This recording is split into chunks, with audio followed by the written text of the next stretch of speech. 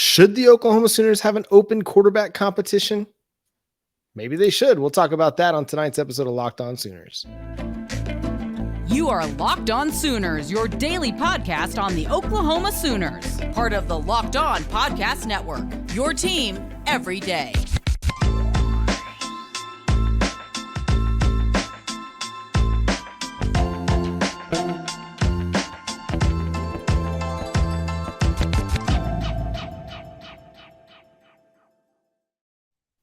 What's up, Sooner Nation? Welcome to Locked On Sooners. Thank you for joining us. My name is John Williams. You can follow me on Twitter at John9Williams. My buddy here is Josh Helmer. You can follow him on Twitter at JoshOnRef. You can also hear him Monday through Friday from 9 to noon on 94.7 The Ref in Norman. And Josh, we talked about last week the quarterback competition that's happening with the Texas Longhorns. And while I kind of fell on the side of, it's good to have your starter well known going into the offseason, into spring ball, they know who to follow. We know who's at the lead. There is a certain sentiment out there that believes that it's probably a good idea to have an open quarterback competition. What do you think about that, Josh?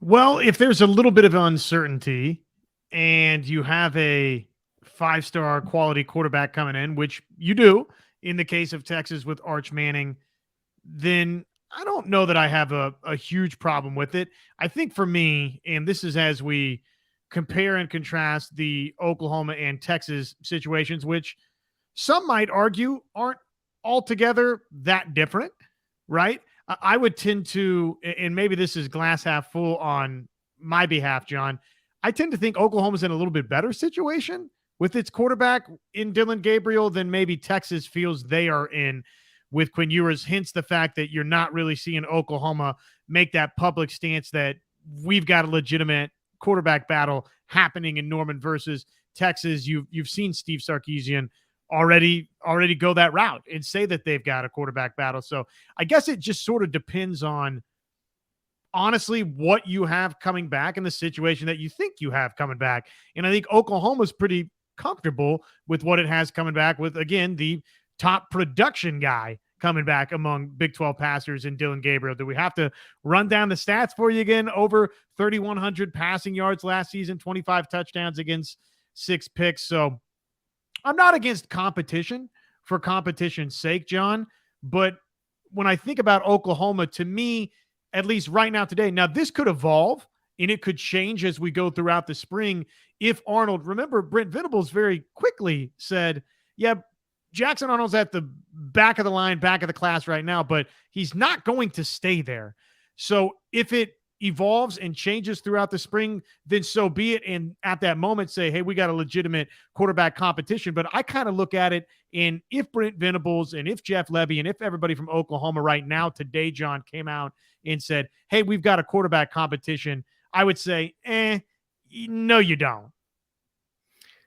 I'm going to argue with myself a little bit from this past week and argue for why they need to have a quarterback competition. Listen, Dillon Gabriel was pretty good last year, but there were a lot of moments, and part of that being the third down issues, the red zone issues that we saw with this offense, that did leave a lot to be desired.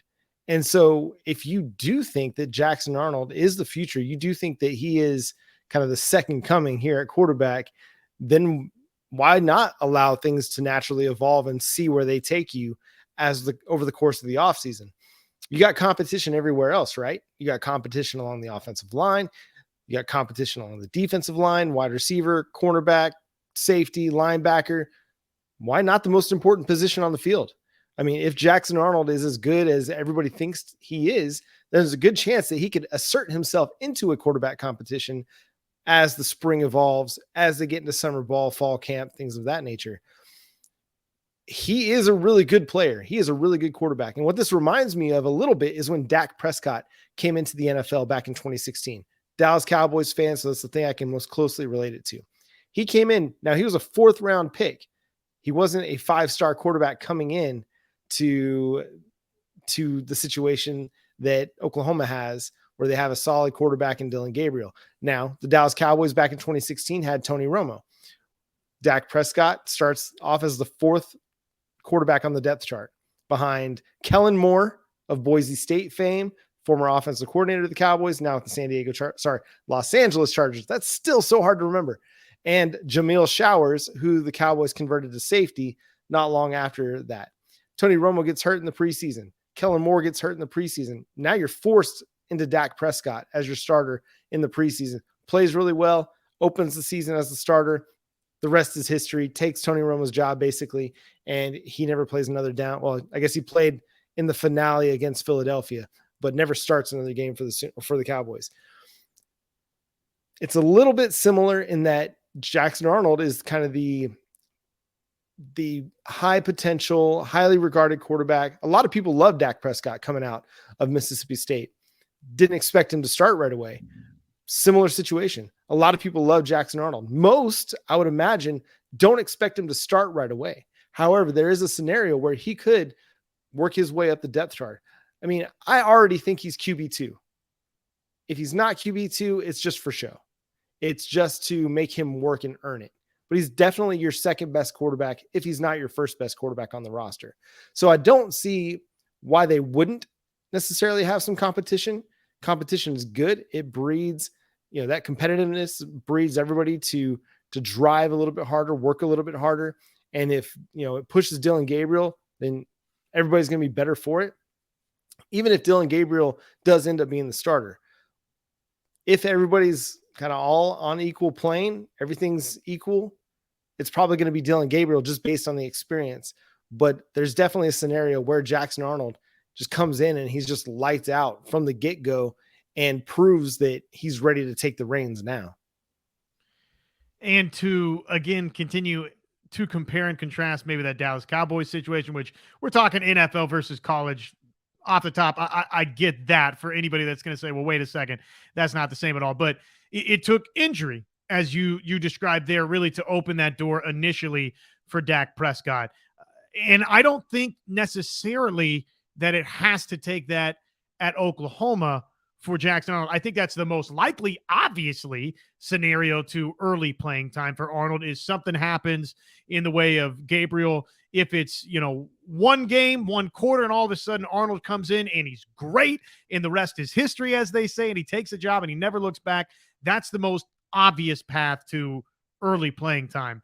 But I guess for me, when we pose this question, John, I look at it and I say, I don't mind that your head coach isn't coming out and saying, hey, there's this quarterback competition, when he and his offensive coordinator and the offensive staff don't go into the spring feeling like there's going to be a legitimate quarterback competition.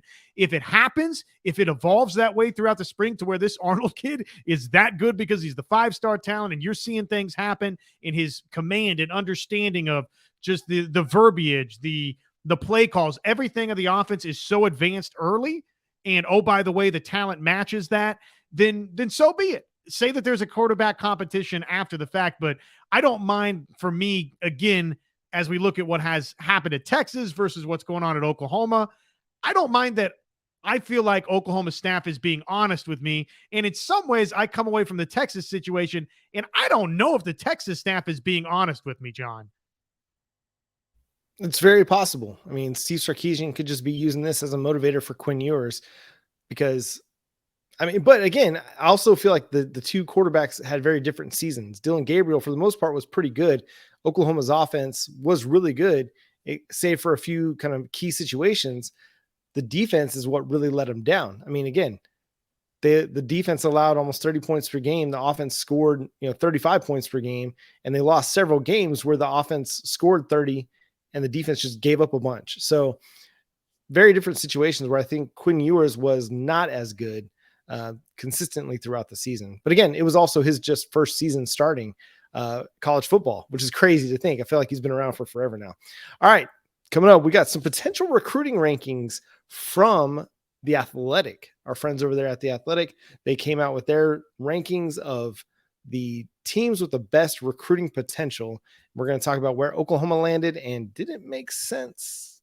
After I talked to you about Built Bar, Built Bar is the best tasting protein bar ever. You'll never eat anything else like it. It's fantastic. It tastes great, and it's great for you. Low calorie, low carbohydrates, low sugar, high in protein. You can get bars anywhere from 13 to 17 grams of protein, 4 or 5 grams of sugar. again, a great balance for you. They got great flavors like the coconut brownie, the peanut butter brownie, coconut almond, mint brownie. I mean, some of my favorites right there. Great granola bars as well. And the Built Puffs are fantastic. If you love marshmallowy textured flavors, they have great flavors there. The granola bars are good as well. I love the granola bars. Kids love the granola bars. Everybody in my house loves Built Bar. Go check it out, built.com. Use promo code LOCKED15. Get it also at Walmart or Sam's Club if you got one of those near you. Built.com. Also, Locked15. Get 15% off your next order over at built.com. So, Josh, The Athletic, and I'm a big fan of The Athletic. I've been a subscriber to The Athletic for years and years and years, dating back to when we lived overseas and I just needed a sports fix. Athletic was a great resource for that. But the college football writers over there went through and they ranked their, or basically all of college football based on recruiting rankings. Or the top, what was it, top 25 teams based on recruiting potential. The Power 5 teams based on recruiting potential, and the Oklahoma Sooners, they came in at number 10. Now their highest vote was number 7. The lowest vote was number 12. And what Max Olson, the one who commented on Oklahoma, really had to say was that the championship pedigree kind of sells itself.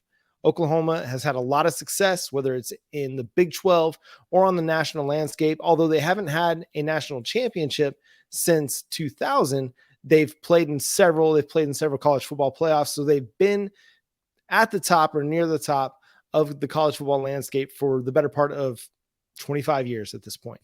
So what's interesting to me on this, Oklahoma coming in 10 after having the number 8 recruiting class in Brent Venables' first 2 months on the job at Oklahoma, and the number 4 recruiting class in the 2023 cycle, is that they came in behind some teams that I don't think are recruiting as well as they are, namely USC. We can talk about Clemson. I mean, Clemson's kind of right there. Texas A&M had a really great 2022 class, but fell back in the 2023 cycle. So it was just fascinating to me. And I think a lot of what the college football writers over at The Athletic are looking at, in particular when it comes to USC, is Lincoln Riley's offense and Los Angeles. Like Los Angeles being a big draw for kids to come play football, or the USC brand. But not a lot of talk about like winning on that front. So Josh, what do you make of this? Oklahoma, again, top 10. So it's not really disrespect, but I feel like they have a lot higher potential, and we can talk about that in a second. Just give me your first initial thoughts on this. So this is strictly taking the recent recruiting data and saying, based on where they're at, conference affiliation, for Oklahoma, for instance, location to Texas, et cetera, this is their potential as compared to every other college football team. This is not entirely results based, right? This is a little bit of conjecture and projection moving forward. Yeah, exactly. It's taking a big picture view at the Power 5 and determining potential. Again, a lot of it is going to be very subjective analysis. Well, I think for Oklahoma, you do have to look at especially the last couple of classes when you start evaluating recruiting potential. Oklahoma will never be at the top of the charts when it comes to location. It's just not, Oklahoma's not positioned in the same way that the University of Texas is, or USC with Los Angeles is, or any of the Florida schools are in Florida, or Ohio State is, and even Michigan is in relation to Ohio. So there's that natural regionality that Oklahoma, hey, you're close to Dallas, you're close to Houston, and you've made a long time living in the DFW area specifically because of the championship tradition that I think Max talked about there. So that's proven, that's there. I probably wouldn't rank Oklahoma. I mean, you can't rank Oklahoma top 5. I don't even know if they would be top 10 based on just strictly regionality. They'd probably be a little bit further down the board than that. But when I throw some of that away and just look at what the results have been for the first 2 months, as you said, for Brent Venables on the job, and then one full recruiting cycle, well, the proof is in the pudding that you take that and you compare it and you contrast it with what even Bob Stoops in the final decade or so of his run, and what Lincoln Riley throughout the entirety of his Oklahoma tenure, what they did, but what they also failed to do, John, was reach the type of heights that Brent Venables and this staff right now with one full recruiting cycle has reached. So I understand where you would make the argument, I guess, this to make it more concise here in closing. I understand the argument that you could make against Oklahoma for regionality, but I'm also looking at just the results right here, right in front of our eyes. And the results for Brent Venables right in front of us is, look, the recruiting potential for Oklahoma, save for maybe one or two programs right now in college football, John, it's as bright as anybody. And right now it looks like it's brighter than USC. Yeah, I think so too. Because you look at USC, and yes, he's going to be able to recruit offense. But the narrative that's followed that Lincoln Riley can't build a defense, that's followed him to USC. And are they going to be able to turn it around? Yes, it was just one season out there in Los Angeles, but is he going to be able to turn that narrative around and turn it on its head? I don't know. He wasn't ever able to do it at Oklahoma, right? It was always still a struggle. So the offense will be great. They'll have really good offenses. They're going to probably have, Caleb Williams might be the first back-to-back Heisman winner since the 70s when Archie Griffin did it. But that's not the problem. That's never going to be the problem for Lincoln Riley. It's, can they build a defense, and one that's tough enough to withstand the Utahs, the Oregons, and, play in the college football playoff? Like, is it going to be that? We'll see. And so that's kind of one of the teams I have a bit of a kind of question mark with as far as why Oklahoma would be behind them. But if you just go down the list, Josh, and you can tell me like where I should stop as far as where there's a question mark. But Georgia comes in at number 1, Alabama number 2, Ohio State number 3, LSU 4, Texas 5. I have no complaint there. Texas regularly finishes above Oklahoma in recruiting rankings. That's no question. But then you got USC, Texas A&M, Clemson, and Oregon. So let me tell you my problem with USC. I just told you my problem with USC. With Texas A&M, it's all based on Jimbo Fisher and the success he had at Florida State. Yeah, they recruited well in the 2022 cycle, but then they fell back into the teens in the 2023 cycle. They didn't follow that up. So where are they going to land this next cycle? That remains to be seen. And then they had a ton of dudes exit in the transfer portal. So I'm not buying necessarily that Texas A&M has better recruiting potential than Oklahoma, especially because Jimbo Fisher seems to be on the hot seat every single year in College Station. And then comes Clemson, which, listen, Dabo, excellent recruiter. But how well are they going to continue to be able to stockpile that defense without Brent Venables and Todd Bates and Miguel Chavis? That was a huge part of their national championship success, was Brent Venables and Todd Bates. That's at Oklahoma now. Dabo will continue to recruit well, but he doesn't have Brent Venables. And then you got Oregon. Dan Lanning had a great first season in Oregon with the Ducks. I think there's a lot of potential there. I think he can continue to build on that. But I don't necessarily think that, aside from Nike, aside from being in the Pacific Northwest, there's a whole lot more potential than what Oklahoma Sooners have. Yeah, I don't think so either. And ultimately it's probably not a big difference between Oklahoma and some of these schools. We could make arguments for or against a lot of them. Texas A&M, when you talk about them, I do think that there's a really good chance that we record this show and not too many months from now, Jimbo Fisher's not the head coach. Yeah, we've said and done that maybe recently, but all of a sudden the buyout, I think, drops another $9 million. You get one further year down the road, and this would be the time to where all of a sudden some of that big money at A&M, I think, if it goes poorly again, would say, you know what? Yeah, let's rip the Band-Aid off now, and that would hurt their potential. LSU, location, okay, maybe closer to Georgia and Florida and all those things. I don't know that LSU's potential to me is any higher than Oklahoma's recruiting potential. I look at them on that list, and I wouldn't have LSU definitively in my mind above Oklahoma. I can see where they teeter-totter back and forth in various classes, but to me, whereas I look at, Alabama, Georgia, Ohio State, Texas, those four I feel pretty comfortable more years than not maybe are going to rank in front of Oklahoma. I don't feel that way about LSU. Yeah, that's definitely a fair argument against the Tigers. They finished behind Oklahoma in the 247 sports composite. So, I mean, Oklahoma's got a lot of great recruiting potential as well. Coming up, we're going to talk softball, basketball, hardwood stuff. First, Josh is going to talk to y'all about FanDuel. FanDuel, where you can make every moment more. FanDuel /locked on. That's the place to go where we're past that midway point. Actually, we're starting to approach the NBA playoff season, and right now is the perfect time to download FanDuel, America's #1 sportsbook. The app, safe, secure, super easy to use. New customers, doesn't have to be NBA for you. If you're an NHL fiend out there, you can get to sliding around on the ice if you so choose. No sweat first bet up to $1,000.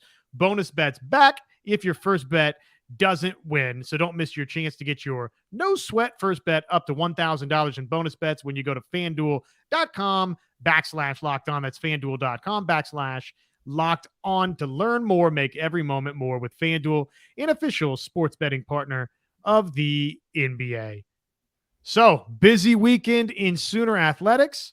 Let's start here. The NCAA women's tournament bracket officially unveiled. Obviously, the stay in the Big 12 women's basketball tournament, not as long as Oklahoma fans would have liked. They bow out, surprisingly, I would say, to Iowa State. That, John, feels like it was proven to be costly for Oklahoma. The Sooners, not one of the top 16 seeds in the NCAA women's bracket, and just outside of, for the second year under Coach Ginny Baranczyk, hosting the first couple of games potentially inside the Lloyd Noble Center. Instead, they're a number 5 seed. How do you feel about how things turned out for Oklahoma? What do you make of the draw? It feels like a fair draw for them. It's unfortunate because they're a team that definitely could have beat Iowa State in the semifinals, and they played really well. I mean, they rebounded well. They were playing good defense. They had more steals, fewer turnovers than the Cyclones. They just didn't shoot as well. I mean, the biggest difference, Iowa State made 4 more free throws on the same amount of attempts, and Iowa State made 2 more threes on the same amount of 3-point attempts. So just a little bit better. Oklahoma shooting the free throws, shooting the 3 ball, and potentially they win that game. But, Iowa State ends up the Big 12 champion or tournament champion. Number 5 seed. I don't really have many qualms about that. It's a little bit of a bummer, but you go and you win a couple games and it doesn't matter. If you can get out of the region, or out of the Greenville regional sites, that'll be great. I think there's a good chance that this team could make a Sweet 16 based on their offense. If they can get hot, they're as tough to beat as anybody in the country. Now, they'll have some difficult matchups along the way for sure, but I like Oklahoma to at least win their first round game and then have a really good chance at making the Sweet 16. John, the Big 12, as we thought, based on Charlie Cream's women's bracketology throughout the course of the year, not really a ton of respect for the Big 12 conference. Iowa State, after the march to the Big 12 tournament crown, as you discussed, just a number 5 seed in their own right. Oklahoma, look, they don't accomplish what probably they needed to accomplish to feel comfortably in that position to host the first and second rounds, but they could have still been one of the top 16, and that wouldn't have been altogether shocking if the selection committee went that route. They don't. They give Oklahoma the 5 seed. How about Texas? Texas is a number 4 seed. So Texas not within those top 3 lines either. So the Big 12, not a ton of love for the conference. Kansas, of course, did itself no favors in the Big 12 women's basketball tournament by losing a stinker in its opening game to TCU. They were viewed as a bubble team. Kansas, based on that loss, doesn't get in. J.C. Hoyt's Oklahoma State Cowgirls, well, they're an 8 seed. So again, across the board, you look at how things played out for the Big 12 conference, and it's not a ton of love for the Big 12. I look at Oklahoma's path forward too and say, man, if you can get out of Los Angeles into the Sweet 16, what a season that would be for Coach Baranczyk, because guess what's going to be awaiting you in the Sweet 16, John? What? the best team in women's college basketball, South Carolina, unbeaten South Carolina. It's going to be really, really difficult if you get into the Sweet 16, barring a huge shock and Aaliyah Boston and company somehow doesn't make it there. I think they're getting past Norfolk State. I don't see South Florida or Marquette presenting any problems for South Carolina. So assuming Oklahoma can win a couple of games, boy, you're getting the defending national champion. You're getting undefeated South Carolina. You're getting a heck of a challenge in the Sweet 16. But hey, that's an opportunity for the, even though it would be just a 5-1, John, unless something crazy happens somewhere else, Oklahoma's got a path to where they could potentially strike with the biggest upset in the women's NCAA basketball tournament. And they've got the offense to be able to do that. If they can get hot, they can beat anybody. Especially if like Taylor Robertson can get hot from three. Now that's the trick. If you can get her open, get her shots, then she'll bury them and it'll give anybody fits. Turn into the diamond. Let's stick with the women on the softball field. Josh, it was a 3-0 weekend in Starkville for the Oklahoma Sooners at the Bulldog Invitational. 2-run rule wins, 2 shutouts. Jordy Bahl was perfect against Southeastern Louisiana. The Oklahoma Sooners beat Mississippi State in 2 games. The Omaha game got canceled due to inclement weather. But again, just looking absolutely dominant out there on the diamond. In the second game against Mississippi State on Saturday, they had a 9-run second inning and looked like they were just going to run away with that one before things kind of settled in and it became a 9-3 win for the Sooners. A great weekend. What else can you say?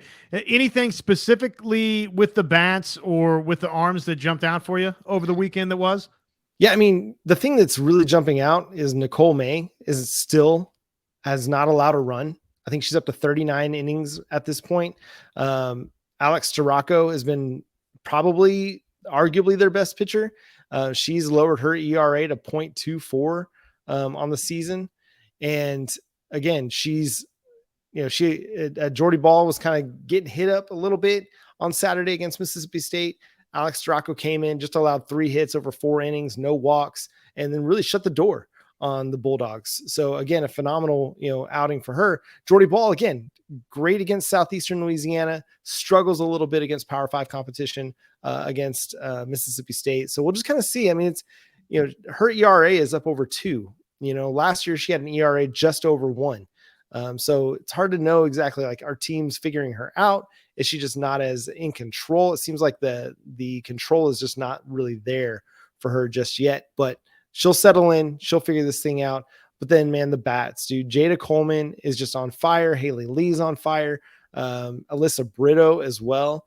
Brito just had a phenomenal weekend. She went 7 for 12 with 2 home runs, 2 doubles, 6 runs, and 6 RBIs. She raised her batting average 40.43 points, like from 386 to 429. Just a phenomenal weekend for her. And I mentioned Jada Coleman in Starkville. She hit 833. She had 6 walks, 2 doubles, 5 runs scored, 2 RBIs, and 3 stolen bases. I mean, I'm looking at Jada Coleman, and she might be my favorite Oklahoma Sooner for National Player of the Year right now. And that includes, I mean, if we're talking just fielders, because she's been fantastic. She's hitting 500. Her on-base percentage is almost 700. Just incredible performances by her. And she's providing some power to go along with just the on-base prowess as well. Then as we shift on over to baseball, the Sooners starting to heat on up. We said that recently, and they kept it going. Looked like maybe they were going to cough one up against Houston, but give the Sooners credit. They held on. They complete the sweep at Houston. Future Big 12 member Houston that they complete the sweep over. Let's see. They had back-to-back 3-run innings late in this contest in the 6th and the 7th, and then gave up the 4 runs in the 8th, but did just enough to hang on and get out of there again with the sweep. So now they turn their attention to a midweek date at Wichita State. That'll be 6 o'clock on Tuesday. And then TCU Big 12 Conference opener next weekend at L. Del Mitchell Park.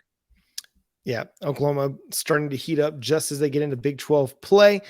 good timing for them, but it's going to be a tough Wichita State team. That's a really good baseball program up there. But that's going to do it for today's episode of Locked On Sooners. Make sure you're tuned in for the live show Monday night, 9 p.m. Central Time on the Locked On Sooners YouTube channel. Go follow Josh on Twitter at JoshOnRef, myself at John9Williams, and follow the show at Locked On Sooners. We're also on Facebook, Locked On Sooners Podcast. But until next time, he's Josh Helmer. I'm John Williams. We'll talk to you then.